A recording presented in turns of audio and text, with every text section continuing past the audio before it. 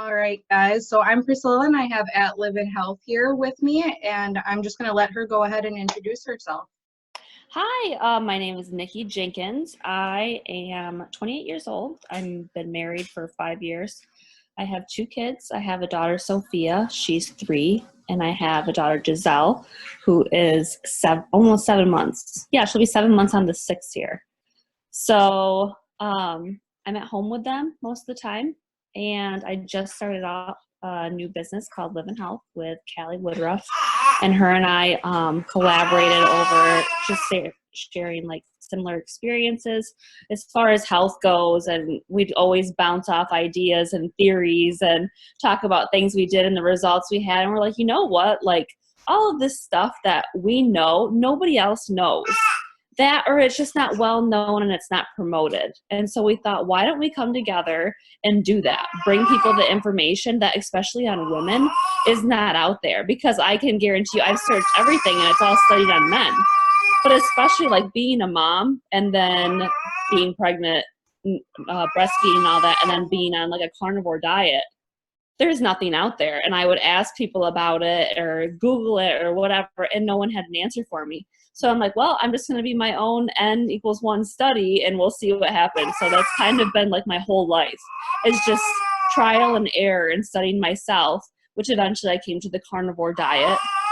And with a history of autoimmune disease and food sensitivities, hypothyroidism, like hair loss, all kinds of crazy things. I mean, I tried every diet from a raw vegan to, paleo, and I mean, anything you can think of, I've tried it. And I finally settled on carnivore. And now I'm just kind of doing, and sharing all of my mom results on it, I guess, and with my kids too. Definitely. I think that's what attracted me to you the most, is because you are a mom, and we actually have children the same age. My youngest is 6 months and my oldest is Oh, 3. really? Yeah, so Oh that's my crazy. goodness. That's so funny. Yeah, what a coincidence. I know. But there isn't many women out here at least talking about it, or enough studies done on this. And I feel like everyone says, well, this is just anecdotal. Well, how do you get evidence without anecdotes? How do you Right. get studies then? So I am so grateful that you're here to talk about it. And I kind of want to start from the beginning. At what age did you start looking into your diet and being like, hey, this is affecting me and I need to figure it out? Like, what led you to raw vegan? Yeah, well, when I was in, all the way through middle school, I ate whatever I wanted to. I mean, worst diet you can ever think of. Pop on the regular, breakfast is cereal, lunch is whatever, Lunchables and stuff like that. And then when I was in 7th grade, I started getting really, really oily skin just out of nowhere. I mean, hormones were, turning on and everything, but it was just weird how excessively oily my skin was compared to everyone else. And then I started to develop acne. Well, it was kind of concerning. And so I went and saw a dermatologist, and, I said, could it be what I'm eating? Because I've heard like chocolate causes acne. And she goes, oh, absolutely not. And, I started the whole prescription creams and antibiotics, I think in the 9th grade. And it never worked for me. And so I would just wash my face more and use it more and thinking it was going to work, and it never did. If anything, my skin would just turn red and I would have like dry, bloody patches. But I had dry skin, but it was still really oily, if that makes sense. It was just weird things the medication was doing. Well, then when I was a junior in high school and I was swimming, I was eating still really, really poorly. I mean, pasta, carbs, all of that. And I started feeling sluggish, not recovering from our workouts. My hair was falling out. My acne got worse. And then when I went into my senior year, I started paying more attention to my diet, but it was things like whole grains and fiber and, the stuff that we're told to eat according to the food guide pyramid. So I'm doing that, and, I'm following it diligently, and things just only get worse for me. And suddenly I'm gaining weight, and then all of a sudden I'm dropping weight like crazy, and I can't digest any of my food anymore. I mean, what's coming in my mouth is coming out the same way it came in. Right. And so these frequent trips to the bathroom, my skin being so bad, I'm getting so thin, my hair fell out. I mean, I used to have really, really thick hair, and it was visibly see-through. It was just crazy. And so I went to the doctor and a gastroenterologist, and they're like, we can't find anything wrong with you. I had all the tests done, the endoscope down my esophagus, looking for celiac disease, colonoscopy, blood tests, whatever, and everything looked fine. But I felt terrible, and something was obviously wrong. I was freezing cold all the time. Like, I had all the symptoms of hypothyroidism too, and they said it was fine. Well, finally I went and saw a holistic doctor, and she's like, we're going to check you for a gut bacteria, SIBO. We're going to check you for parasites. We're going to check you for food allergies and sensitivities and hypothyroidism. Well, it turns out I did have hypothyroidism, but all the, standard medical doctors check as your TSH. Well, they did a more in-depth and found that I had pretty bad hypothyroidism. Yeah. But I was really thin, which is kind of uncommon. But I wasn't digesting any food. So I was protein deficient, I was vitamin deficient, and I had 37 food allergies. Oh my goodness. Yeah, so it was crazy. And then I had this strep overgrowth. Like, all of my good gut bacteria was gone, wiped out, most likely from the years of antibiotic use coupled with a high sugary diet. I mean, it just like sets the gates basically for me to get bad bacteria. And I had a strep overgrowth. That's just like you would get strep throat, Yes. But it's in your gut, and it can cause brain damage, like all kinds of very serious things if you just let it go. Well, my levels were off the charts high. And so I had to start antibiotic use for that, but I also had to change my diet, get rid of all the food sensitivity strict. I took a really heavy probiotic because I was taking the antibiotic for the gut bacteria. So much supplementation. Wow. Or just like trying to fix the problem there. Yes, I had to. I mean, I took so many supplements. It's so expensive to do, but I did feel better. But I noticed immediate results as soon as I got rid of those foods. Mm-hmm. And when I look at my results, they were all plant foods, never meat. And they were all the foods that were really high in lectins, or foods that I ate all the time because my gut was so permeable. So like, my favorite foods were on there because too, you form these addictions to those food sensitivities, and you actually go through withdrawal symptoms when you don't eat them too. So giving them all up was so hard, but I did it. But I took it the wrong way at the time, and I was like, oh, instead of eating, corn, I'm going to have oatmeal, And so I would substitute grains for grains, plants for plants. Well, then I got allergy tested again because I'm like, oh my gosh, my symptoms are coming back. And now I'm allergic to those foods. So it was like, well, then what do I eat? I'm rotating my foods all the time. Like, how could this be? So then I was actually at the store before, and I'm in college now, and someone was talking about how raw vegan diet really helped their thyroid. So I'm like, wow, I'm desperate for, any kind of help I can get. I'm going to try this raw vegan diet. And so I look into it, and I'm like, it's legit. It has all my vitamins and minerals I need. I'm going to start juicing. I'm going to get a Vitamix, So that's what I did. And let me tell you that every diet I did, I was all in. It wasn't like, raw vegan during the week and then on the weekends I ate whatever. No, I was like every single day because I'm just so determined to feel my best and be healthy. Right. The end goal here was just to feel good. Yes, exactly. Like, for me, I'm that type of person where, like, how a stuffy nose is annoying when you have a cold? Yes. That's how, like, being inflamed and sick is to me. It's annoying and uncomfortable, and I hate it. And I like to feel good all the time. I hate feeling like crap. And so I was all in. And at first I felt good. I was like, wow, energy, probably because, sugar rush. Right. And then all of a sudden, hair's falling out, feeling moody, not recovering from workouts. And I'm getting crazy joint pain, like really bad, that I never had before.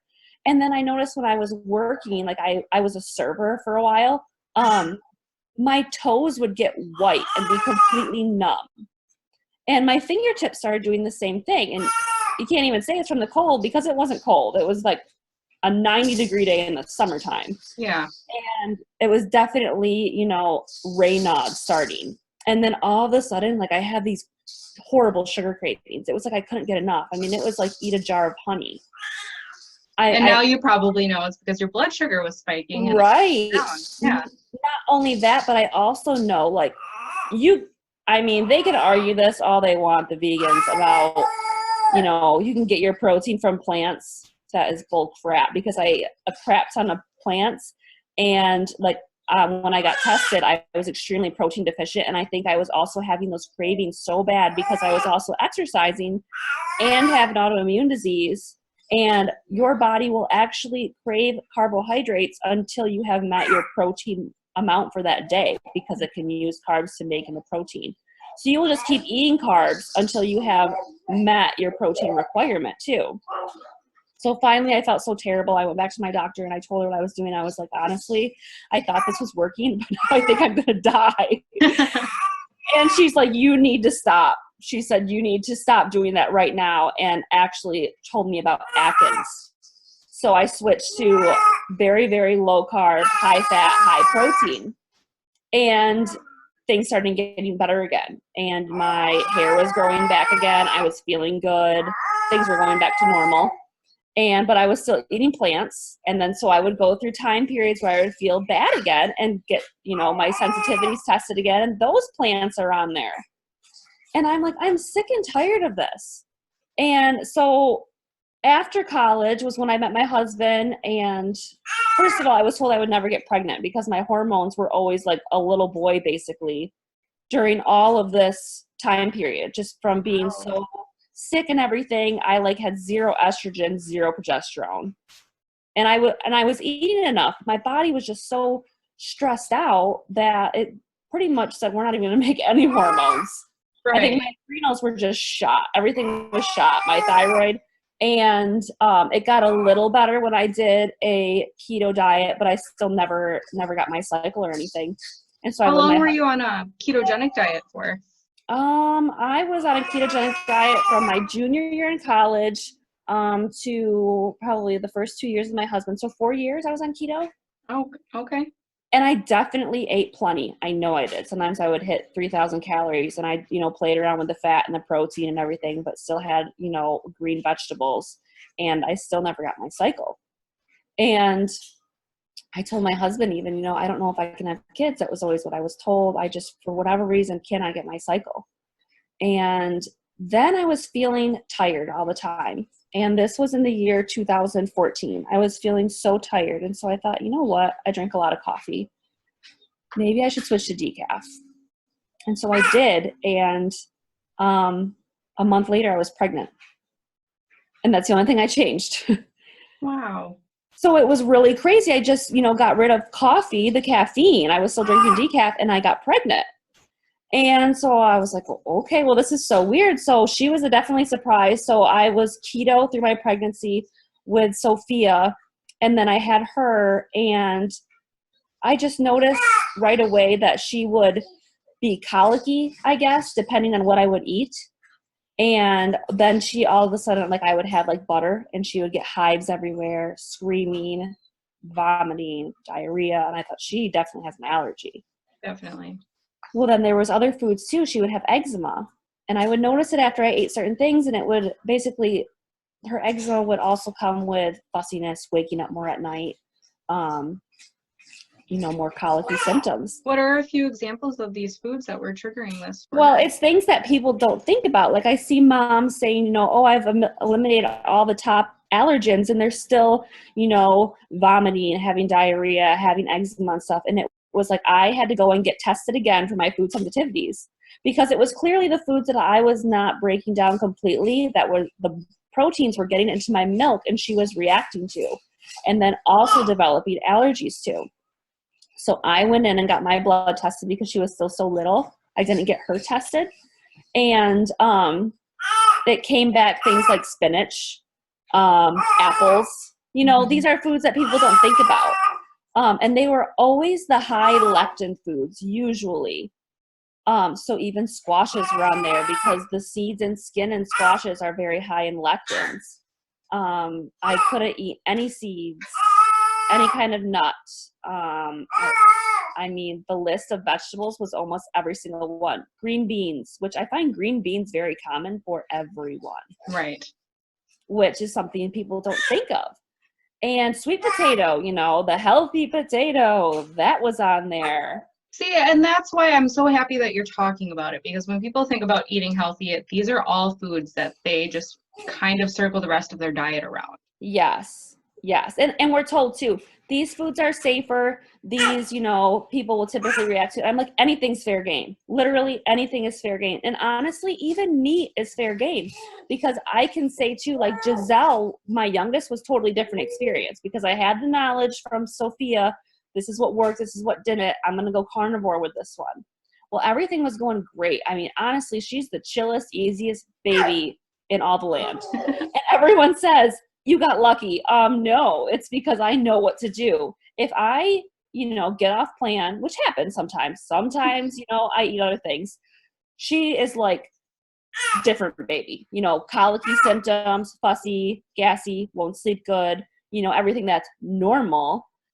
But she's fine when I do just meat. And so, I'm doing just meat for a long time. And then around December, I noticed some eczema. And I'm like, what in the world? I'm just eating meat. Yeah. And all of a sudden she's waking up at night. Like she would always sleep through the night, which is, I did nothing different with her. It's just the way things were. She was just really thriving on my meat diet and sleeping through the night by herself. There was no sleep training or anything. And all of a sudden she's waking up and I'm like, well, this is unusual. And she's starting to get fussier every day. And I'm like, what's going on? And the eczema's getting worse. Well, finally, I'm like, you know what? I'm just going to go beef and see what happens. Just beef. No other proteins. And all of a sudden, eczema's gone. Everything's gone. And so I'm like, okay, so it's either chicken, pork, or beef, because that's what I've been eating. And I'm like, well, I've been eating more bacon lately, which is something I don't usually eat as often. So I had a big pork chop. And the good way to test these things is when you're going to eat something, eat a lot of it. Then you really know. And so I ate a big pork chop, and sure enough, she was just waking up every 15 minutes and getting so upset and diarrhea. And so I said, okay, so no pork all week. And she was back to normal. Sleeping through the night, like right away.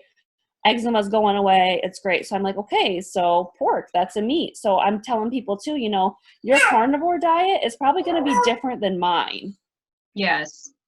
It's not the same for everyone, even when it comes to like protein and fat ratios. Like that's another thing. And that's such a hot topic right now. Like, do I eat high fat? Do I eat high protein? And it really depends on the person, I think. I've experimented with it. And for me, especially, it's been a different experience breastfeeding than when I'm not breastfeeding as far as ratios go. Definitely. And I think a lot of people forget that, it depends on your level of healing, where you're coming from. Are you generally a really healthy person? Well, then you might not need to fudge numbers this way or that way. And for me personally, if I don't have a high fat, or at least cycle my fat, because it only takes 48 hours for my mood to be shot. And I'm like, hey, it's time to eat some fat. And my boyfriend or fiance now, he'll look at me and he's like, you need to go eat some suet or some marrow. Something's wrong with you. You're getting hangry. Yeah, he's like, you are super hangry. You need to just, and then he'll ask me questions. Are you fasting? Like, no, I just haven't been eating enough fat, I guess. But a lot of people, they're like, I don't need enough fat. I do good on high protein. So it's all bio-individual. Right. Well, one thing I've noticed too is, so, definitely after having Giselle, I had some baby weight I wanted to lose. And it's always harder for me to lose weight after having my kids because breastfeeding, not sleeping, hypothyroidism, a lot of things are coming into play. And so I'm like, well, I'm going to cut the fat. I'm going to cut the fat and do like high protein, lower my calories a little bit. And I can get like a week into it, if even that. And I'm like, I feel crappy. All of a sudden I'm like swollen. I'm like gaining weight, but eating less. And then I have like a fat refeed and like, okay, drop all this water weight, feeling good, energy's back, hair's not falling out. Like, and I'm like, you know what? I'm done, trying to count and worrying about this, because as long as I listen to my body, I will get where I need to be. And I notice two things, like if I go too low on my fat, my milk fat actually decreases and becomes more watery. So it doesn't really affect the amount of milk. Like on carnivore, I have a pretty good supply. Mm-hmm. But when I mess with the protein fat ratios, it messes with the fat in my milk. So Giselle's less satisfied, and actually her skin seems to get drier. All these symptoms that we have when we go too far back on the fat. I find that men can get away with it because they don't have the hormones like we do. Men can do anything. And I Definitely, we're a whole other type of creature. Yes, yes, we're both human, but we are so different. So like Hmm. my husband, I mean, could just be like, I'm just not gonna have cheat meals on the weekend or something and get completely shredded. But for me, especially with like, my autoimmune disease, hypothyroidism, leaky gut, stress, not sleeping, I mean, the list goes on and on and on. It's like I have to definitely eat way differently than he does. Yeah. And one thing I have really noticed is like fat matters. Yes, you can overeat fat. You can overeat anything. I mean, I do think that, energy intake matters, but from what I've noticed is like I can't track like calories for myself because I end up either going probably way under than what I need. And then that eventually, I mean, stabs me in the back later on as far as like weight gain, health, my thyroid, my milk supply. It's just like I need to eat intuitively. So like you said, when I'm feeling crabby, moody, cravings or whatever, I know, okay, I either need some salt or I need some fat. And so I'll usually just have a meal and do both, and then I see how I feel after. Like, was that what I needed? And if I'm still feeling off after, it was like, okay, well, I've been working out. Maybe I need to up the protein too. Yes. So I mean, I think too, like a good rotation of it too. I think a good rotation of calories is good. Some days I eat less than others. People say, how much meat do you eat every day? Well, honestly, some days I have 3 pounds because I'm that hungry. Some days I have like 1.5, it just really depends on how I feel. Yeah, let's talk about that for a second because I find it to be the same thing. I find it almost to be more stressful when I'm tracking my calories, which makes me Yes. hold on to weight. Like, Yes. I'm a mom like you, and I want a lot of moms to listen to this. And I feel like that's just an added stressor to your day. Yes. One day you're going to be outputting a lot of energy with the kids. You're going to want to eat more. And some days Right. you're just going to be inside chilling because it's raining all day. So therefore, you're probably going to eat less. Yeah. And your body is going to definitely give you those cues on when you want to eat more fat or when you're going to want to eat more protein. And like you said, just sitting back, waiting a little bit after you have a meal, see if that did it. If not, go eat more. Right. I think Right. it's just calories do matter. I do agree to an extent, but at the same time, they're not the end all be all because you Right. want to look at it not in 24 hours, but maybe in a span of an entire week of what you're doing. Yes. Yes, for sure. I mean, I think when you're eating past that point of satiety, that's when you can get into trouble. But I think as long as you're listening to your body and you're not, ignoring hunger signals and you're not, eating beyond overly full, I think that's when you get into a good place. Like I would say, when I eat comfortably, it might come up to like 25 to 2,700 calories, Mhm. and I can lose weight on that. But for most women, especially, they're going to be like, oh, no, no, no, there's no way. Like, that's way too much for me. I'm going to gain weight on that. And so they ignore, their hunger signals and things like that. But they got to think when you're eating a diet like carnivore that is, I mean, no carbs, high in protein, so you get the thermic effect of protein, and is satiating, nourishing. A well-nourished body is going to let go of weight. You gotta, stop worrying about the calories. Yes. And people too that say it, like I get messages all the time. I'm carnivore. I'm eating 1,200 calories. I'm doing high fat or high protein, one of the two, and I'm not losing weight. And I'm like, girlfriend, because you are stressed out. Yes. I'm working out like 2 hours a day, and I'm like, holy cow. Your thyroid, your hormones are probably all whacked out. It's just, Say it louder. it's so frustrating, and I'm not gonna lie, I thought that way too, because that's what we're told. That's what, Well, it's not ladylike to eat 2 pounds no, of meat, it's not. It's not. And people tell me like, you can put it away. And I'm like, I'm hungry. This food feels good with me. I'm going to eat till I'm full. You're absorbing the nutrients. Yes. And I would say at first I was skeptical, like, oh my gosh, I'm going to gain weight and stuff. And I did notice, when I switched from like a vegan diet to eating, more keto, I did put on some weight in the beginning, and it was mainly because like I was not properly digesting animal fats and stuff at all, because my gallbladder and liver were shot from basically all the plants. Right. They didn't know how to work anymore. And so I found that, okay, I had to pull back on the fat a little bit and then gradually increase it. and even supplement from time to time with some ox bile or some pancreatin or even some betaine HCl. And then once I was able to tolerate those things, then it was like, fine, I can have high fat now, low fat now, and, you know, deal with either of the two. So a lot of these people saying, oh, I'm gaining weight, you know, or I feel so bloated instead of switching to this diet. Well, they're probably just like diving into it way too fast. And sometimes you just got to gradually, you know. And the question is, like, does your body need to gain that weight? Is it allowing you to gain this weight because it's been so malnourished in a way? Yes, for sure. I mean, when I did the vegan thing, I was like 104 pounds. Granted, I'm 5'10", and a normal weight for me is around 130. Mm-hmm. So, you know, I needed that weight for sure.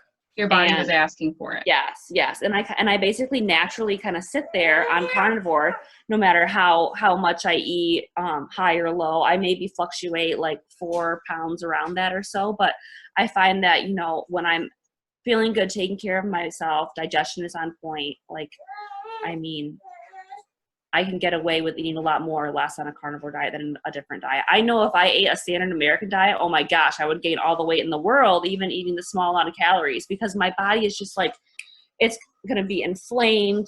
I mean, like if I eat one thing, it seems like that I am sensitive to, just don't digest well, whatever. If I'm going to have like, let's say, sweet potato, I'll get back to that again. And me are horrible. Yeah. I mean, all of a sudden my legs will get some serious swelling.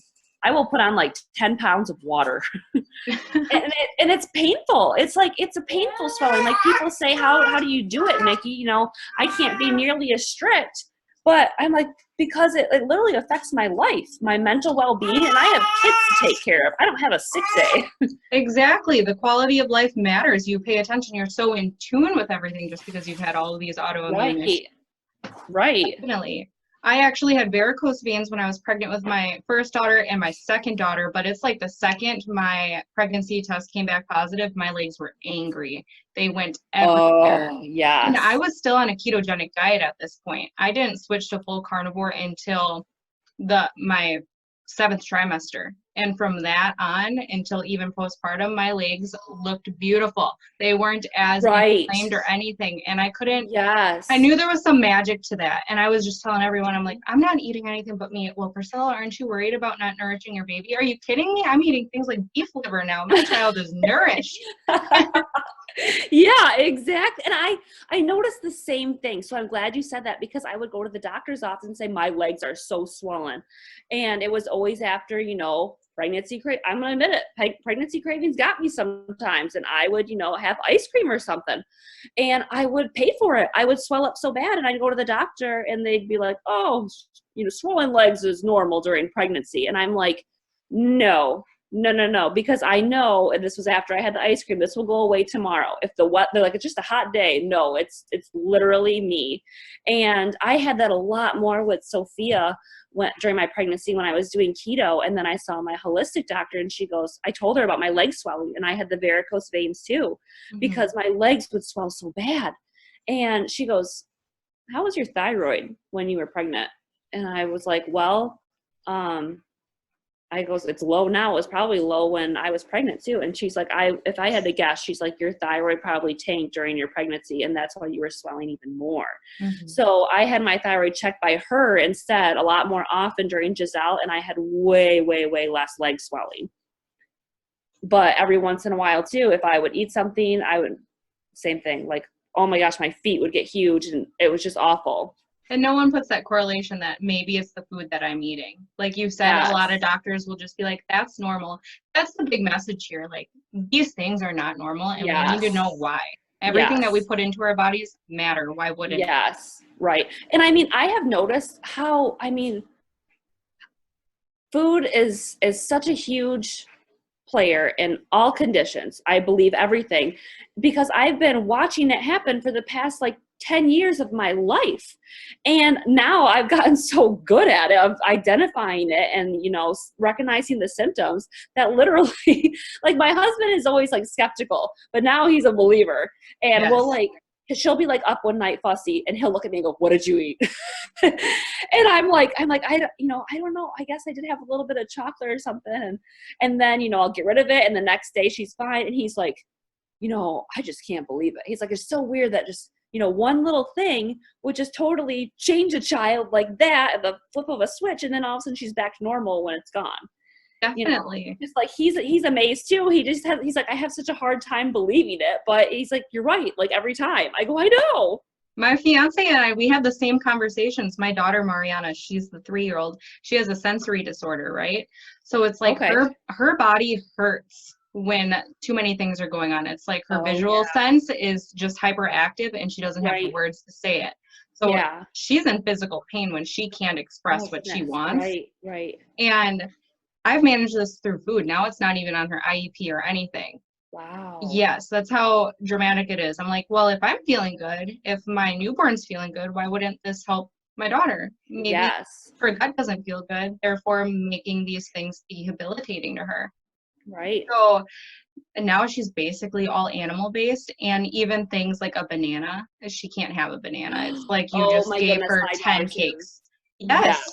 And she'll be in a sustainable mood, probably because her blood sugar is regulated all throughout the day. The second she gets one piece of fruit, it's just up, down, and then she's banging her head. Yeah, some of this stuff might seem normal nowadays, but it's really not. Not to the point where they're banging their heads so hard to the point where they don't realize the physical injury that's about to happen to them if they do not stop.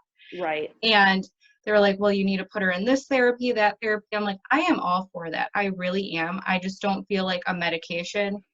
That's putting a Band-Aid on the situation. I want to fix it from the inside. Yes. Yeah. Exactly. I feel the same. And my daughter too, I notice in Sophia, when she's, meat-based, she is just calm as can be. I mean, she will just sit, no tantrums, like the toddler tantrums or whatever. I notice them all the time after she has had like even a piece of dark chocolate flying off the walls, this kid. Or like you said, a banana. And two, it's not just, the mood and the attitude. It's like, then we have bathroom problems too. She's constipated, her tummy hurts. And two, I noticed her appetite go way down the toilet. When she is eating, meat-based, I mean, girl can put it away. Yeah. And she's 3 years old. But that's because she feels good, just like us. I mean, when I'm bloated and uncomfortable, I don't feel like eating. But when I'm eating meat and my digestion is good, my appetite is healthy. So it's, I mean, that's the thing too. It's like, oh, kids are kids. Let them eat this. And, they're not different than us. No, they're the same thing. They can eat the same thing we do. Like, they behave the same way we do. They're addicted to sugar like we are addicted to sugar. Yes. If anything, we should be prioritize. Sorry to cut you off. If anything, we should prioritize the nutrient density of their food. They are growing. Yes. They have so much to do. We need to nourish that. I'm not surprised when my daughter eats 1.5 pounds of meat in one entire day. I'm not. Oh, no, neither am I. And then the next day, she might not eat as much. That's her body intuitively letting her know how much to eat and when to eat without all these years of damage behind her. People telling her, like, you shouldn't eat at this time. You should only eat this much. The other thing, like, this is a superfood. Like, spinach is a superfood. Nothing gets underneath my skin is when someone's pushing vegetables towards my child, and I'm not going to go into it and like at a birthday party, but I'm like, she really doesn't want to eat broccoli. That's okay. That's fine. Like, she hates broccoli, and I'm fine with that. I know that's how I am too. But I get all the time like, like I'm a mean mom or something because I don't let her eat certain things. But I just tell Sophia, and Sophia is starting to learn too. I mean, like we'll go to the store and, here at the grocery stores, they'll have like free bananas for kids. And before she would take one, well, it's causing her upset stomach. And so she'll be like, Mom, banana? And I'll say no, because remember when you had a stomach ache after you had the banana? Oh, she says, and I have other people like, what the heck? Why don't you let your kid have a banana? Right. And I'm like, I'm not even going to get into it. All I say is they just don't sit well with her. Move on. Like, I Exactly. don't let anyone tell me what to do because it's my kids. Honestly, they don't care at the end of the day, and I don't care at the end of the day. We're each going home to our own homes and doing our own thing, you know. Mm-hmm. If anything, you know, if they ask me why, I mean, I'm going to tell them, be honest, because most of the time they'll come back and be like, oh my gosh, I had the same thing. How did you know that? And they want to learn more. Like, I So, had no idea that when my child yeah. went to this birthday party, they didn't eat cake, but they ate 7 bowls of fruit. Like, come on, that's still hurting them. Yes, exactly. I mean, all the time I get questions about it, and you know, the weird looks, and especially, you know, holidays and things like that, which lately I'll be bringing more, because Sophia is at the age too where she's asking and wants to be included. So I will bring similar items that are going to be at parties, like cookie or something, but I will make them like significantly cut back on the sugar and use ingredients that set I do the better with same her. thing. Yeah. Yes, I do not let her have, you know, the regular Costco cake or something, you know, and she's fine with that. She does not care as long as she gets something and she's a part of it. But I try to keep those things to just parties and holidays. Otherwise, that's when we get food sensitivity issues and constipation and behavior problems when she's having them on the regular. Mm-hmm. So it's like only a special treat. I don't know about your family, but at least for mine, when we get too much into the erythritol and the artificial sweeteners, Yes. then it becomes a problem. And that's when I see my daughter's hunger cues just going through the roof. She just wants to continue eating and eating. And that makes sense because Yes. I'm the same way. So why wouldn't she be the same way? Me too. Me Yeah. too. Yeah. I mean, it's crazy because, again, everyone says, you know, kids are kids, let them be kids, whatever, but they're the same as us. And one thing I know is, like, I know that my diet as a child affected me now. And I mean, I have an autoimmune disease. My daughter is at risk now, high risk. And especially because she was showing, you know, food sensitivities as a baby, you know, her gut is already not as strong as it could be. So Exactly. by me letting her, you know, do whatever she wants, eat whatever she wants all the time, I'm basically setting her up to be like me, and I don't want that for her. I Yeah, want her to live a normal life. we should not be having our children just live the quote unquote normal children life, letting them have all these treats where they Yes. need to go and fix themselves later. I Right. feel like that's wrong in itself. If we as mothers care about so much what we're eating and we want Yes. to feel good, we should be doing the same for her. Right. And, you know, I'm not going to be able to be with her all the time. Be like, don't put that in your mouth. Don't eat that. Don't do this. Don't do that. But, you know, I can at least set her up with the tools to learn and say, you know, I tell her all the time, I go, meat makes you big and strong. I go, you know, the other foods are just, you know, treats. They're for celebrating and stuff. And I go, they give us tummy aches sometimes. She goes, oh, okay. You know, I just want her to know, you know, what's nourishing for us and what's not, what's an occasional thing and what's something, you know, we should basically eat all the time. And she's getting that. And then I can at least set her up, you know, to use these things later in her life. Is she going to go to a party someday and have pizza? I'm sure she is, you know. And I'm not worried about that because I know I've given her the tools for what she's doing every single day. You know, life happens once in a while, but it's the bigger picture we got to worry about, you know, their habits every single day for life. You know, Yeah. we're not all perfect. I don't expect her to be, but I expect her to know and understand. And already at such a young age, you're making her so in tune with her body and what makes her feel good and what doesn't. So as she gets older, if she has a slice of pizza, she might regret it the next day and know, Yes. I might not do that again. That's one thing she knows. I mean, she's only 3 years old, and she'll, sorry, my daughter just had a blow all over my husband. Sorry, man. Yeah. But no, she's 3 years old and she already knows, like, oh, owie, tummy ache. I ate too much cookie, you know. Yeah. But she never says, owie, tummy ache. I ate too much bacon. She never says that. Isn't that crazy? Yeah. So she knows. And I'm like, okay, well, that's good that, you know, she's learning. So how do you keep it like your family, like grandparents, stuff like that? How does that situation look for you? Are they pretty supportive? Is it kind of hard when it comes to the holidays? What? My family is really supportive. She doesn't see my husband's side very often. His mom passed away. But she sees my parents a lot, and they, I mean, grew up with me knowing, you know, my problems, and it made them so sad. And they were always willing to do, I mean, bless their hearts, they did everything for me. They gave me whatever I needed. They, you know, paid for my supplements, brought me to the doctor. Like, honestly, I couldn't ask for better parents. They are just so great and supportive. And so, you know, when I had Sophia and stuff, they are totally on board with all of my choices for her. And even they have integrated a lot of these things into their lifestyle as well. So it's like, I don't even have to worry. When I go over to their house, I know we're going to have like steak for dinner or something. Yeah. And I know too that if they have things that Sophia might want, but you know, we don't want Sophia to have, they'll hide it. Yeah. So it's like, it makes it really easy. It makes it really flexible. And two, I mean, there have been times where my husband and I will go out of town and she has to stay with them. So it might be kind of like oh my gosh, what is she going to eat while we're gone?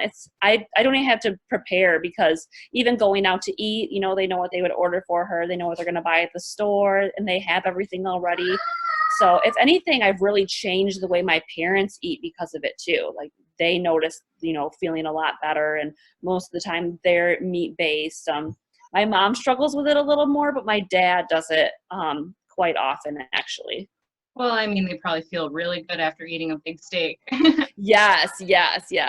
Except my mom always says that meat doesn't set well with her, and I've heard that from other people too. Like, you know, meat sits in their stomach. They can't Yeah, let's imagine talk about eating it. meat and things like that. And I'm like, well, typically it's because you have low stomach acid or even low pancreatic enzymes. So if you are feeling sluggish, like food is just sitting in your stomach, it's because you do not have the enzymes to break it down. And it can even cause you to have an aversion to meat because of it, because you're not properly digesting those foods. So I always say to try a supplement. Well, then some people will say, okay, you know, I took an HCL, which they clearly have low stomach acid. They have all the signs and symptoms of when they take like a betaine HCL or something. They say they have burning. Well, then they probably have an ulcer, which is also really, really common. I mean, especially I had an ulcer from drinking coffee. Yeah. I mean, and still carnivore, but it's that dang coffee is not healthy. I drink coffee. I need to give it up. Like I'm I was gonna about to put say, it do out you there. drink it right now? I do. I drink coffee. And I tried to quit because I was like, honestly, I really believe that coffee is getting in the way of me being able to get off my thyroid medication. That is the one thing I cannot fix. It's like my thyroid has not changed on carnivore, but I drink coffee. And because like I know coffee affects my hormones so much, I mean, it's literally my birth control. Mm-hmm. No, it's not doing my thyroid any good. And so I tried to give it up, but I'm like, I'm literally so tired, you know, going through the withdrawal symptoms. I can't stay awake to watch my kids. And so I'm like, I can't give it up now because I need to stay awake for my kids. Well, recently I was doing some research into it, and I've seen how people are supplementing with things like L-tyrosine or, what's it called? Phenylalanine. It's a hard I'm word gonna to have to look say. into that. And it's the 2 amino acids that basically coffee depletes us of. So, and it causes those withdrawal symptoms, the headaches, the moodiness, the tiredness, and they're actually used too for treatment of alcoholism because they're Really? mood boosters. And so you can get them as a supplement form. And so then you would replace basically your coffee habit with a similar habit, which is what I did to go decaf the first time. I just gradually basically weaned myself on decaf and just kept having my decaf coffee in the morning. Mm-hmm. That was how I got off of the caffeine the first time. Well, now it's like I'm struggling with watching my kids and just like the fatigue and the headaches that makes it so challenging.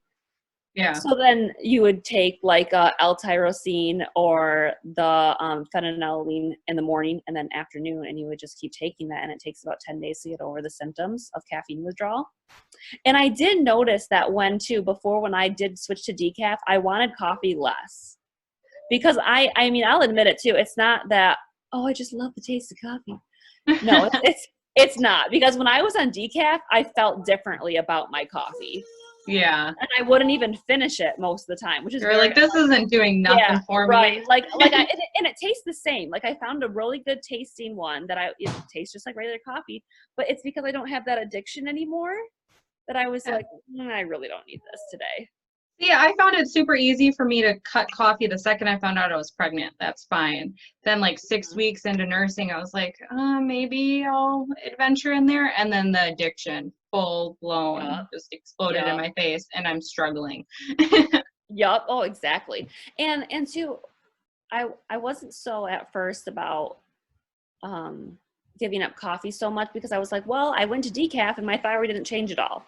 But I don't think it's all about the caffeine. I think like one thing I noticed is like when I have coffee with food, it really lowers my stomach acid levels. Mm-hmm. And I notice food just like sitting in my stomach longer, or I notice like a pressure by my gallbladder. So I know that that coffee is messing with my gallbladder and liver. And when I discussed with my doctor about how, look, this is really my birth control, she was saying that she really thinks that it does affect my liver health, especially because my autoimmune disease has never had a match, but it appears to be very similar to lupus. Okay. Lupus would affect your liver. So it would kind of make sense that if I already have, you know, a liver that's less than optimal, and then I add caffeine on top of it, how it might be affecting me.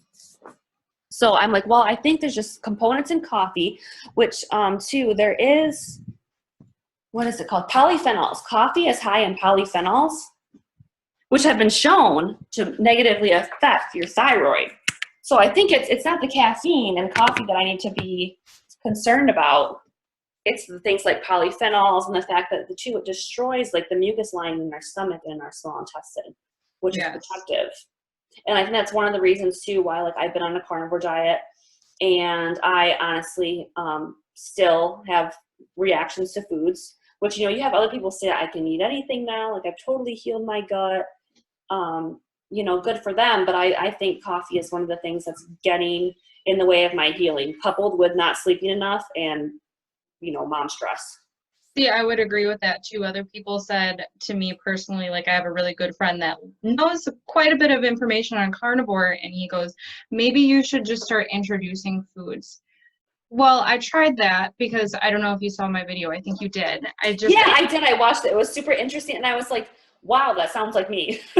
Yeah, because I was like, well, something's going on. I'm not sleeping. I'm kind of irritable.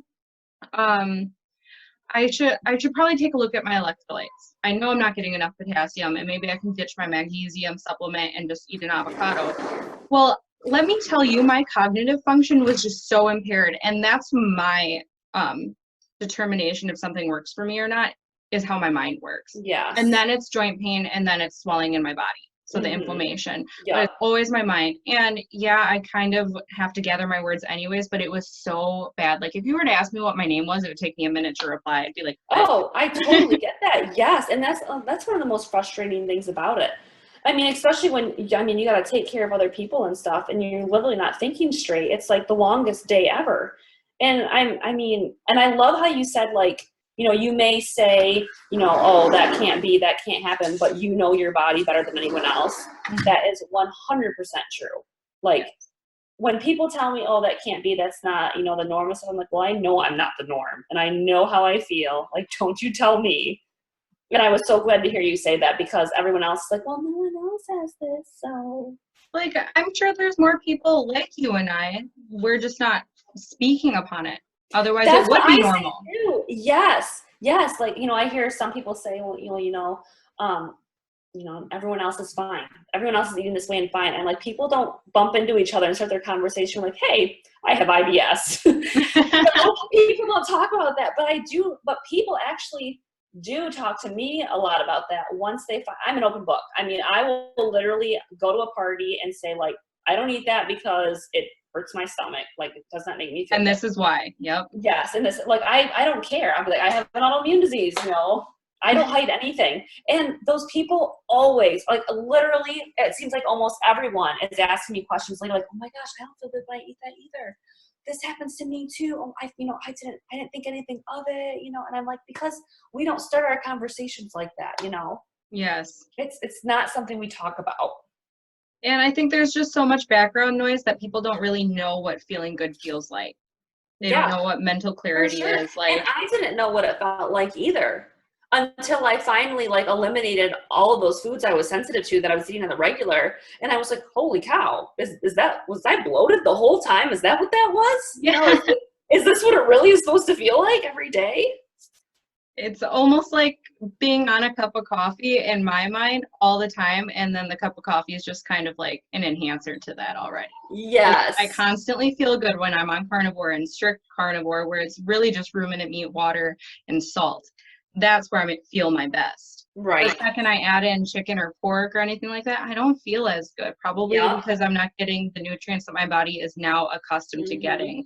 And then like the things like the avocado, those trace amounts of carbohydrates, that trace amount of fructose in there was messing with me, and I felt it. Like, and it's crazy. Like I see all the time. So too, I just read a book too, and it was like, oh, one of the safe plants is avocado. But for me, for Sophia, for other people that I have had get sensitivity tested, that avocado is always on the list. And I have seen like the most reactions from avocado. And I think too, because I believe it's high in salicylates, but also, yeah, there's fructose in it, and there's a ton of fiber. Oh my gosh, is there so much fiber? yes. And that alone, like just fiber, messes me up. And I think a lot of people too. These people that But don't we need fiber to live? oh my gosh. And I found too, like Sophia, if she has too much fiber, she's all backed up. And so what I will do, and I even wrote about this before on my previous blog when I was hangry for bacon, and now I'm going to bring it back to Live in Health because I think it's so important and so helpful, especially for moms. Like when she would get, you know, backed up like that, I would say, all right, just meat, and we're going to make it greasy meat. So I would be like, hey, here's your bacon, and it would be lightly cooked. And I'd like, you want to dip it in the grease, honey? And she actually chooses to do that. Like she knows that fat is what she needs. I mean, when I make chicken, she's like, Mom, I want the juices. That's what she calls it. And she will dip her chicken in the chicken juice, eat all the skin first. And then when the fat and the skin is gone, then she'll, you know, eat the protein. And I just let her go because her brain is growing and it is almost all fat. And I mean, it's like fat like that is the number one reliever for constipation. And it sends her running. Yes. It's like, and I hear it all the time, these moms are, you know, taking them to the doctor and, oh, here's this laxative, here's that laxative, you know, and then their kid is still constipated or they're reliant on the laxative now. So I am a firm believer that all this medication did nothing but damage my gut more because I was on a lot of laxatives growing up, tons of it. And up until carnivore, I would go, no joke, like 2 weeks without having a bowel movement. Two whole weeks. And I would get this huge pain in the back, in the middle of my back. And the second I started eating high fat, it's like everything started to regulate out. And it was just a little bit of plant matter that I was eating that was still making me uncomfortable. The second that went, believe it or not, I don't eat fiber and I'm more regular than I've ever been in my life. Right. And honestly, it can be like the smallest amount for me. And I know right away, I'm like, well, I'm going to have problems. You can just feel it. Like your gut just, I mean, you know how your gut feels. And like, I've been so in tune with it that, I mean, I know like if I feel like this weird fullness longer than I should, or just a little bit of discomfort, I'm like, well, now I'm going to have pooping problems for like the next week. Yeah, hungry. Yeah, exactly. But too, I mean, just for little kids to be put on all this stuff is just sad to me. And even, oh, here's a good one. So when I had Giselle, there was a lot of birthday parties. And so, you know, I would have like a piece of gluten-free cake at the party because it's my family, so they know. So they always made things like that available. Or I went out to eat and I had a salad or whatever. And I wasn't as strict carnivore every single day as I usually would. So I was having something maybe once a week, maybe a glass of wine too. And all of a sudden Giselle was getting baby acne, and she had thrush on her tongue. It was white, and she even had black spots. And it wasn't going away. And when you scrape it, it wasn't gone. And I was like, this is weird. And, you know, I was told, you know, the baby acne was mom's hormones. And I was like, I just had this kid like a month ago. So I would think if it was the hormones, it would have happened, you know, back then. Right. I go, it's just weird that her acne is coming now and getting worse. And took her to the doctor for her checkup, you know, and she goes, oh, I'm going to give her some nystatin for the thrush. That stuff damages livers. So I did not fill the prescription, and I was like, okay, now that I got confirmation of the thrush, I got to be strict carnivore. No wine, no, you know, one thing on the weekend. I mean, that's all it was, something as small as that. Yeah. And sure enough, the baby acne went away within the week. I mean, every day it got better and better until it was crystal clear. And the thrush on her tongue, gone completely pink, clear tongue. And it only took, a couple days, to be honest. And she had it for a couple weeks. And when I took her to the doctor, she's like, oh, did you use the nystatin? And I was like, nope. I'm like, I didn't have a single bite of sugar. I ate just meat. And she was like, well, that's kind of amazing, you know? You Like, should be how can talking that about be? it more. You should be Yes. telling all your other. Yes, like instead they're just like take the nice statin, and these moms that don't know any better, it's not their fault. It's because they're just not told the right thing, or going and getting this nice statin, and nice statin's not working because it's got sugar in it, which sugar feeds yeast. So they keep Exactly. giving it to them, giving it to them, giving it to them, and meanwhile, their poor little livers are suffering because of it, because one of the side effects is liver damage. Right. We're not here to mom shame other moms for not knowing better. Not at This all. is Like, what they're taught. this is why we're here. We need to let people know. And I want, stuff like this to get out. And that's why, like, Calli and I started Live in Health, because we're like, we need to get the truth out there. We don't want people to be harmed and injured like we were. Yes. And I don't blame my parents at all either. They did everything they could, feeding me, raising me, and everything. They didn't know that the foods that we know are harmful now were harmful then. Yeah, the information wasn't out there back then. They really Right. thought that they were doing the best for you. Right. That's what every parent out here is doing. They think what they're doing is the best for their kids. When their kids are crying and they don't know what to do to stop them from crying, they're like, well, I know they want those crackers. I want my baby to be happy. That's what they're doing here. Right. And little do they know is that that's not doing anything nutritionally for them. So then they're going to continue to eat because they're not satisfied, and that could lead to a whole bunch of other health problems. Them continue to eat and have their blood sugars go up and down. Right. Yeah. And and it's like left and right too, between like commercials for like, oh, your child's not growing, give them some Pedialyte. Oh, I love the taste, Mom. And I'm like, don't give them any Pedialyte, just give them some liver or something, Yes. And too, like, there's like, people say, I can't imagine my kid would never eat liver and stuff. And I'm like, there are ways you can hide it. If they don't like it, there are ways. Like, I started Sophia off on liver so that she didn't care. Now she's like all about the liver, But if I were to introduce something later on when, kids are a little bit more picky, I would hide it in something. And I'm like, grind it up in burger. They don't know the difference at all. That's what I was just about to say. Grind it up in a burger. Yes. And and too, you start small, you start with a little bit, and you gradually increase it so their palate doesn't notice until pretty soon they're eating a solid liver burger and they don't even know. It works. I've tried it. So my fiance, he is terrible, or was. He has some autoimmune issues that we're just now figuring it out, like more towards Crohn's disease. But he was a 12-pack of soda a day kind of man. Oh, yeah. And I didn't tell him a thing. I was making the beef liver and bacon burgers. And he was like, I'm hungry. Can I have one? I didn't say anything. I was just like, okay. So I cooked him up. He ate them. And I just now yesterday actually told him about that situation because I made something and he's like, Chrissy, that tastes like you have liver in there. I'm like, it doesn't, but you want to know what actually did have liver? Remember that one time you had burgers? He's like, no way. I'm like, see? Yeah, and they don't even know. Like, one time too, I made a cow tongue, and once you, clean it up, it looks just like a chuck roast. Yes. And, we had it at my parents' house, and I'm like, oh, you want some of this roast? And my husband's like, oh, yeah, and he's eating it. This is really, really good and stuff. And we're like, it's a cow tongue, but because you can never say what it is because you don't know until you try. Yeah. And a lot of people too ask me, like, how can you eat liver? And I was like, well, honestly, I've had some crappy, dirty tasting liver, but I found some really good liver from a farm by me. I'm like, honestly, once you acquire the taste of meat, when you're eating meat all the time, like, I don't know about you, but I can like literally pick out where meat comes from. Yeah, same here. I can taste the pasture and I can figure out which one I like the most. I could tell you what farm, or what grocery store each meat came from. Yeah. And so that's how it is with liver. Like, I found a liver that I really, really liked, but also I noticed it's so weird. I didn't really start craving liver until I was breastfeeding. So when I was nursing Sophia, all of a sudden I was like, this is so weird. I've never had liver in my life, but I could really use some liver right now. For whatever reason, I want to eat it. And so I would start eating it and I literally couldn't stop. I was like, this is so weird. It doesn't even taste that good, but I cannot stop eating this. It's all I think about.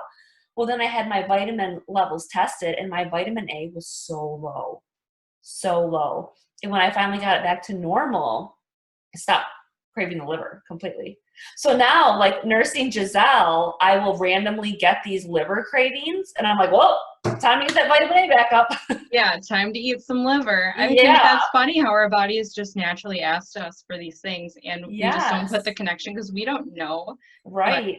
And I think before carnivore, my brain would try to make up for those deficiencies in carbohydrates and sugar and the wrong foods. And so I would constantly crave and crave and crave and just like binge eat, plants Yeah. even if I was keto. But now that I'm carnivore, I feel like my body knows exactly like what I need at a certain time. So it's like when my body needs fat, it used to crave carbs for fat, and now it craves fat. It wants the suey, it wants the skin and, the trimmings on a ribeye, or like when my vitamin A is low, it wants the liver. Like it's identifying the right things it wants. When I want protein, I just crave protein. But when I was keto, it just seemed like I was always craving carb for the everything. Wrong thing. Yes. Yeah.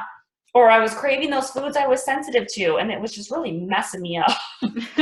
I literally feel like carnivore made me right in the head. It sounds like a weird thing to say, but I mean, when I just think of, how I would think before and my attitude and my mood and my hunger signals, even on keto, even if I was just eating green vegetables, keeping my carbs under 20 grams, just being on carnivore, I feel like fixed all those problems.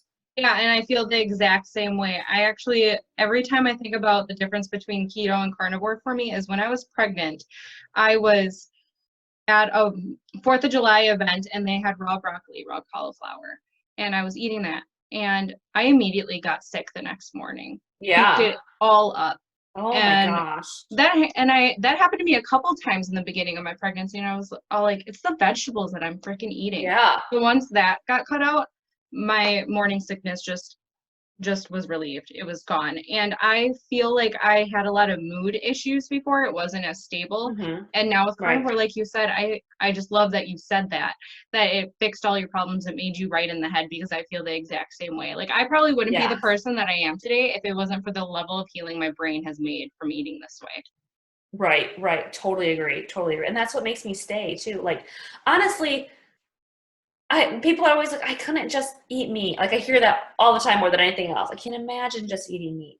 Well, most of the time they're not giving it long enough of a chance, because I kind of thought that way too. Like, can't imagine not eating broccoli. I love broccoli. Mm-hmm. And now it's like, I never think about broccoli. Another day has gone by and I do not miss broccoli. I love the way I eat. Like I look forward to every single meal. And I think it's because my body has learned, like, that's what makes it feel good. That's what nourishes me. And that's what I'm drawn to. Like I literally like salivate every single steak. I told my husband, I go, every time it's like the first time. I don't know about you, but I kind of get mad when my steak isn't made the right way, that I'm like, now I feel like I need to start over. Which I am very much drawn to rare. I've always been that way, but now it's even more so, especially with, I notice when I eat a lot of ground beef, because sometimes steak is just too expensive, so I'll eat more ground beef than other things. And if it is like cooked all the way through, I will get cravings. I will feel unsatisfied. It doesn't set as well with me as if I like lightly sear it, so it's still kind of raw. I feel way more satisfied. I feel like my digestion is better. It just like really satisfies my cravings way more. And I think it's because a lot of like things like B vitamins and vitamin C and potassium and stuff are more retained in that raw meat, whereas when you cook it all the way through, a lot of that gets kind of cooked out. Mm-hmm. Well, then it's gone. Right. Even with my liver, like liver has vitamin C and B vitamins in it, but that can get cooked out if you cook it all the way through. So I just sear my liver and eat it that way. Because I noticed a big difference too when I would sear all the way versus when like I was even doing like raw, taking it as liver pills, I guess. I noticed a big difference, especially in things like my hair loss. Yeah. And just how I felt. But then I kind of got bored of the whole raw thing, and now I just lightly sear it, and I feel so much better than when it's cooked all the way through. I enjoy actually eating my liver, so I do the lightly seared thing too. Yeah. Plus, I feel it is really good. I used to like not really like it either, but I don't know, now I just think it's awesome. I think it's the convenience factor for me too, because I didn't like doing the frozen liver, cutting it and then throwing it back in the freezer. It's just easier to have a pack of unthawed liver, and again, convenience. Yeah. And then too, like, some people will say, I eat 2 ounces a day. Well, fat soluble vitamins kind of remain in your system for a while. So you could just eat all that in one day and then take a couple days off. You don't want, eat little bits every single day. Exactly. So, I saw on your Instagram that you were making your daughter's baby food out of beef tongue and Oh bone broth. You want yes, to talk about yes, that? yeah. So one of the things that I know about babies is, and this is something that really frustrates me, that other thing moms gotta know, babies do not have amylase to break down carbohydrates. In fact, they can't really digest things like starches until they are 2. That's when they produce amylase. So, I mean, a banana would be okay. I would never give my kid a banana, but it's a lot of sugar because it has amylase to basically help digest the banana itself. But babies are primed because they're coming off of breast milk for protein and fat. And they still have very sensitive guts. So the best thing you can give them is meat as a first food. And like, that's not out there at all. It's, you know, give them the canned carrots or whatever, give them the carbs, the baby Cheerios. I don't even know. But those are just all the wrong foods. And so I knew I was going to start her on meat, and I, you know, only eat meat. So I knew right away she was going to take to it because your breast milk takes on the taste of whatever you're eating. So I made a beef tongue because too, you really want to prioritize fat for babies. I mean, brain growth, they need the fat. Yeah. Their brains are growing so fast. And so a beef tongue is very, very high in fat. And if you get it grass fed, it's going to be high in things like omega-3, have a lot more vitamins in it, because they're not eating a lot when they eat. So you want to make sure, you know, you get as concentrated of vitamins and minerals as you can, and those good fats. So I cooked a beef tongue, and the best way to do it is in a crock pot, I found, because then it really breaks it down. It's so tender. And then I just used the broth that came off of it. So when I cooked it in the crock pot, I just drained out the broth. And so I put the beef tongue in my Vitamix that used to be used for plants, and now it's used for my meat. I'm like, I'm never going to use this again, but I use it all the time to pulverize meat.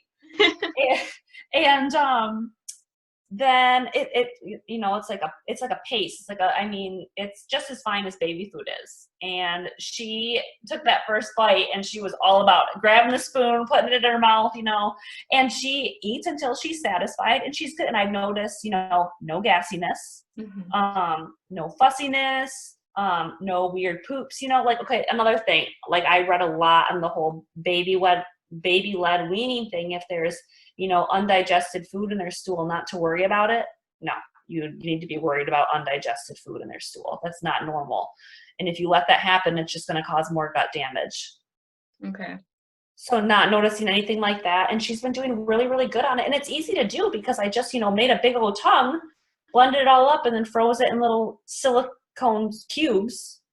And so when I'm going to feed her, I just pluck one out like the night before, put it in the fridge to thaw, and then I heat it up a little bit over the stove, and she eats it, and it's so easy. And there's no like chopping up, you know, this food, and then she needs her carrots and her peas and, you know, a little bit of this and that. The variety that people think that children need. Right. Now I am going to rotate her meats. Right.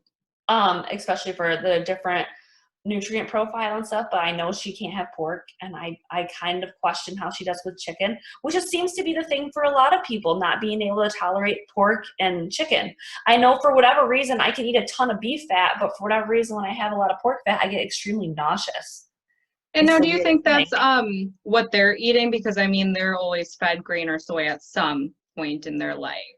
I think so, yeah. Like one of the things I notice is when I eat like grocery store beef, I have a lot more cravings and I feel unsatisfied and I just don't feel as good as when I eat from, you know, pasture raised, like local farms. And I noticed too, I always wondered, why is it that grocery store meat seems to be almost like a brown, light pink color? And then anything from, you know, like a grass-fed local, it's like a deep red. And, you know, the fat is so much more yellow because it's got so much more beta carotene in it and vitamin A. And it's like, I don't know. I just feel like it's so much more superior than the grocery store. Oh, it definitely is. All of the vitamins are retained in there a lot better. Right, exactly. I mean, get what you can afford. Meat is going to be better than any plan at the end of the day. There you go. But I mean, for my kids, I try to get them, you know, pasture raised, grass fed and stuff, because I just want them to get, you know, the best of the best. Yeah. I will sacrifice myself first and do the grocery store. Yeah.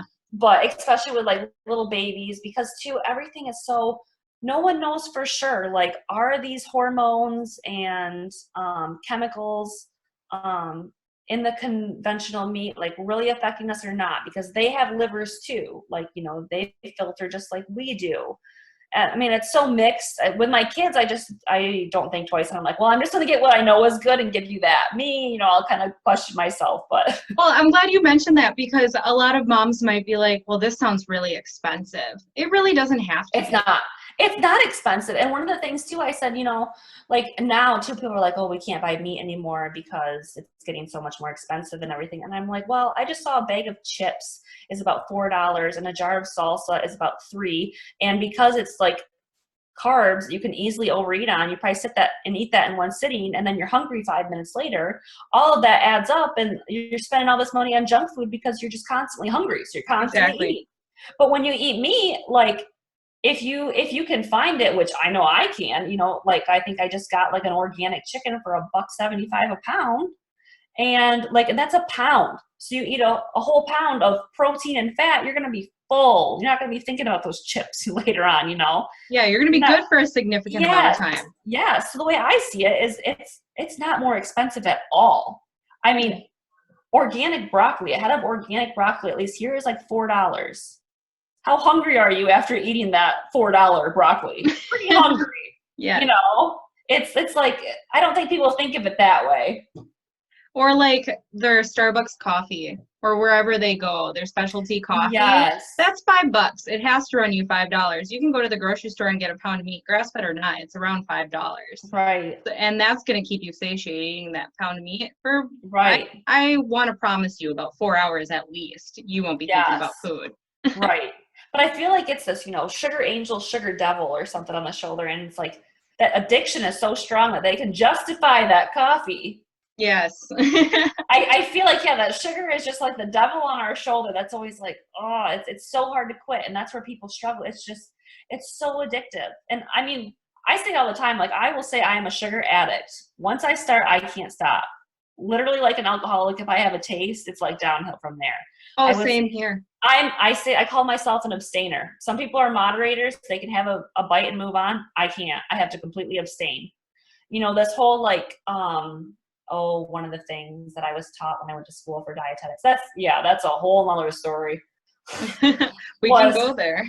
Was everything in moderation. Balanced diet is a healthy diet. And even I took a class on eating disorders and things like that.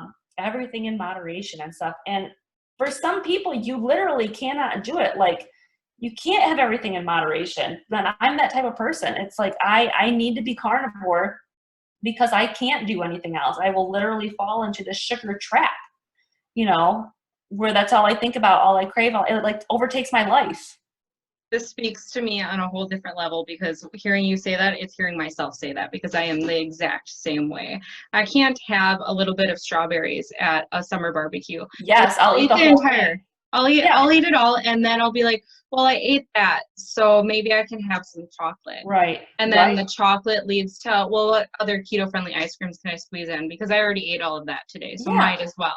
Right. And people say, oh, it's because you restrict too much. And I'm like, no, because I've been this way my entire life.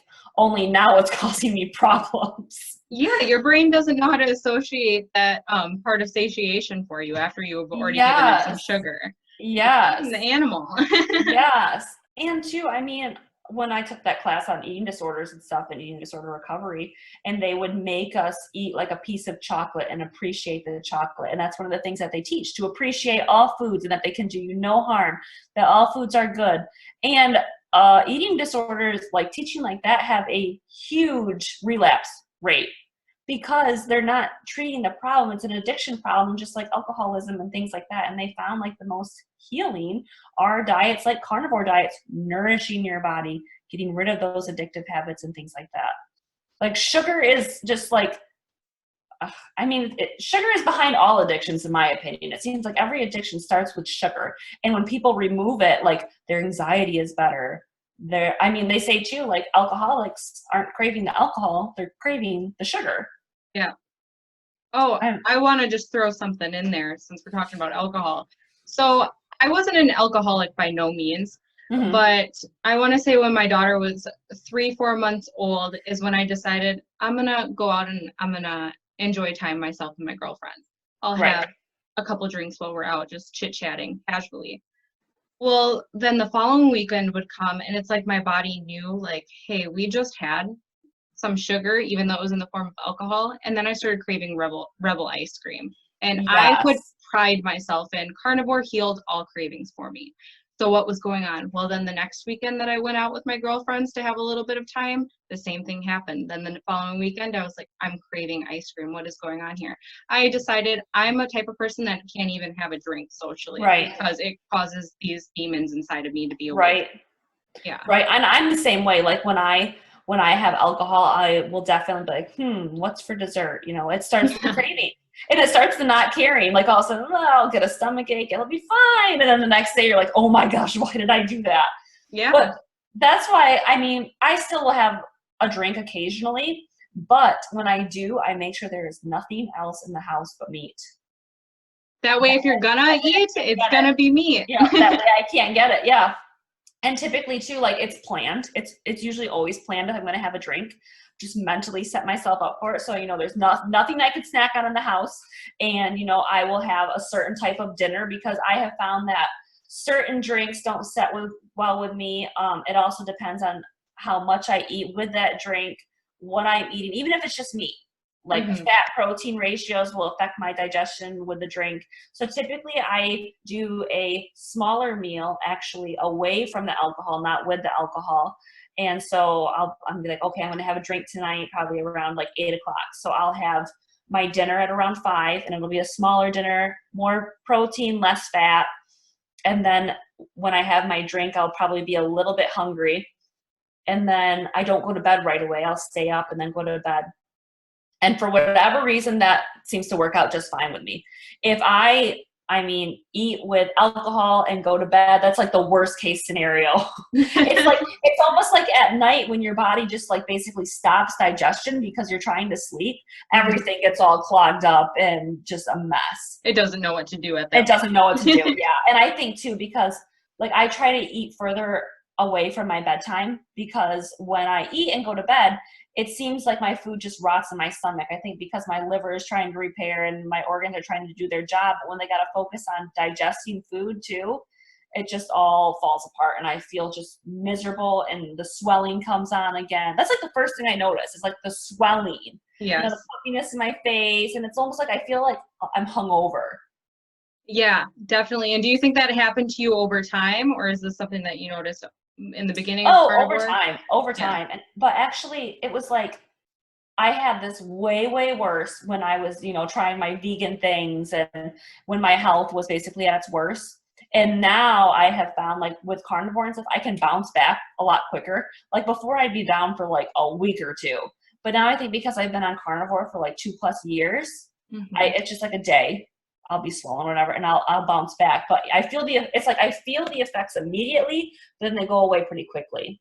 I feel like that's your body letting you know, and this is just my opinion, like, hey, that doesn't work, but we're so efficient at processing it out now, so. We got you. Yeah. It's going to be a couple hours, but we got you. Yeah.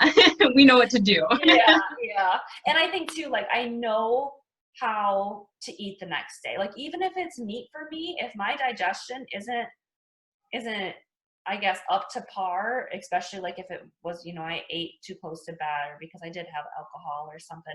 If I like overeat the next day or even eat like the wrong fat protein ratio or whatever, it'll take a long time for me to bounce back. It'll take me a few more days. But now I know, you know, if something feels off to me, what to eat, when to eat, how much to eat.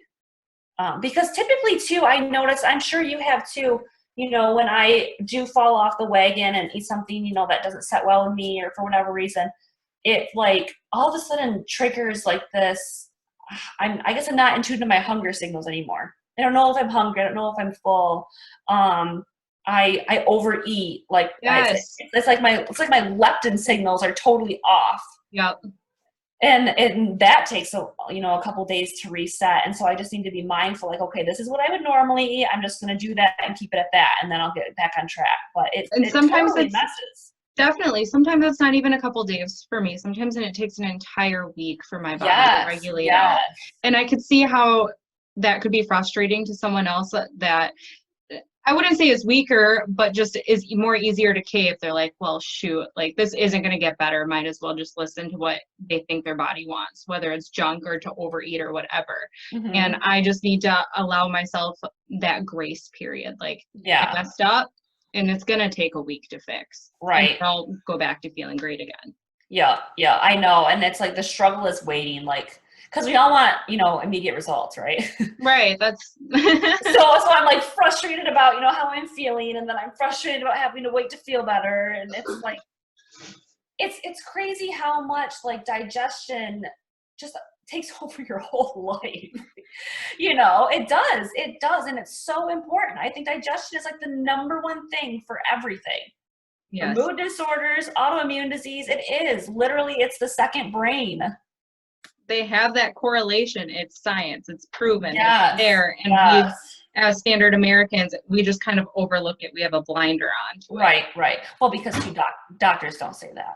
Oh, well, doctors prescribe medication. Yes, and that's another thing. So when I was in, they say doctors, they don't take any nutrition courses, which even that doesn't matter because I went to school for nutrition. I went to be a dietitian, and I'm constantly taking these classes where all we're talking about is, what medication to give this patient in the hospital, what feeding tube, is for this person, and then we're studying, how the digestive system works, and all that stuff, the chemistry and physiology, whatever.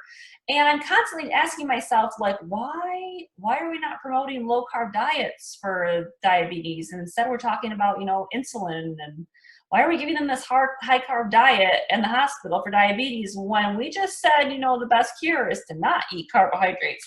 It's like constantly just all medication focus and food guide pyramid focus. And by the way, all my professors were extremely obese.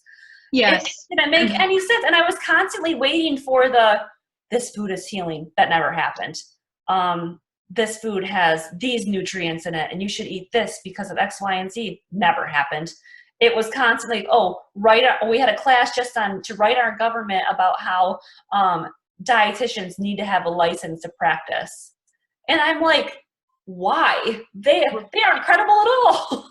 And so because I was so vocal about it, that was, I guess, my mistake. I didn't just go with it and do what I was told. I was so like, no, I'm for the ketogenic diet. I am for eating animal fats. I am for eating saturated fats. When it came down to the time when we had to apply for internships to get our license, my professors and my advisor would not write for me because they said I shouldn't be in the field because I'm not the mainstream. I would be bad, a bad dietitian, basically, they said. They did not. No joke. After paying all of that money to go to Michigan State, like, I'm going to call them out because I'm pissed. Yes. And I mean, it was a fight. I was so frustrated. I went to professor to my advisor, and they hated me. They told me I was in the wrong field, that I was going to fail miserably.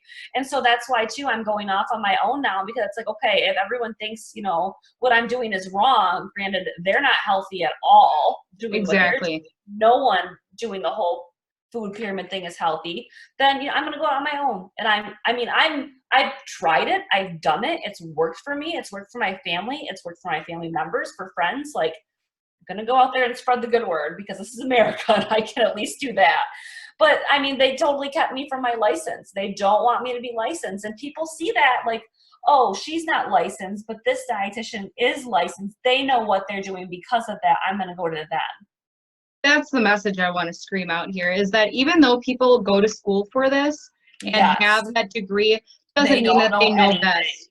No. And this might sound crude, but if your doctor has a gut that's distended from their bellies, that right there is an indicator with your eyes that they are not healthy. Yes, for sure. I mean, I can't tell you, I would never honestly see a licensed dietitian if they're just going by what they learned in school, because I never once took a class that taught me basically about natural lifestyle habits, real food that can heal you. We never talked about food as healing. We never did that. It was always what to do in a hospital setting, and what foods they need to avoid if they're on this medication, medication, What to medication, do after the medication. problem has already became present, Yes, right? yes. Here's this Band-Aid. Oh, and then when that doesn't work anymore, here's what you got to do when they're on this medication with that medication. That's like the second level.